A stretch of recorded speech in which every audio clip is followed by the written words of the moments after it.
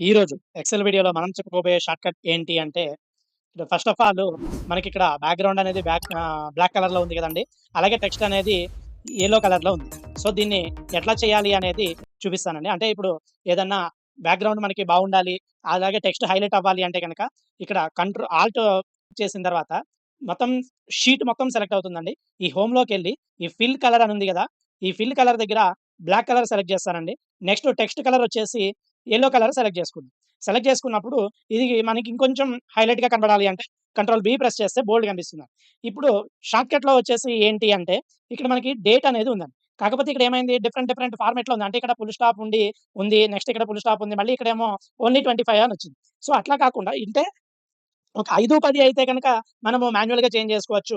మిలియన్స్‌లో data ఉన్నప్పుడు మాన్యుయల్‌గా చేయడం కష్టమండి. దానికోసమే షార్ట్‌కట్ ఏంటి అంటే, ఈ కాలమ్ మొత్తం సెలెక్ట్ చేసుకొని, ఈ డేటాలోకెళ్ళిన తర్వాత టెక్స్ట్ టు కాలమ్ అని క్లిక్ చేసి, ఇక్కడ డీలిమిటెడ్ సెలెక్ట్ అలాగే ఉంచేసి నెక్స్ట్ కొట్టాలి. మళ్ళీ డబల్‌గా నెక్స్ట్ ప్రెస్ చేసినప్పుడు మనకి డేటా మొత్తం సెలెక్ట్ అవుతుంది. ఇక్కడ జనరల్‌లో బై డిఫాల్ట్ ఉంటుంది. దాన్ని డేట్ ఫార్మాట్‌లోకి చేంజ్ చేసుకొని, ఈ డేట్, మంత్, ఇయర్ డీఎంవై ఫార్మాట్‌లోనే ఉండాలి. దీన్ని ఫినిష్ అని కొడదామండి. చూడండి ఇక్కడ వచ్చేసింది. మనం ఎప్పుడైతే ఆ ఫినిష్ అని కొట్టామో మనకి కావాల్సిన డేట్ ఫార్మాట్‌లోకి చేంజ్ అయిపోయింది. ఇది ఇప్పుడు ప్రొఫెషనల్ లుక్‌లో కనిపిస్తుందండి. అంటే ఇవాల్టి షార్ట్‌కట్ వీడియో వచ్చేసి ఈ వీడియో గనుక మీకు నచ్చినట్లయితే లైక్ చేయండి, షేర్ చేయండి. అలాగే నా ఛానెల్ సబ్స్క్రైబ్ చేయండి. Thank you for watching.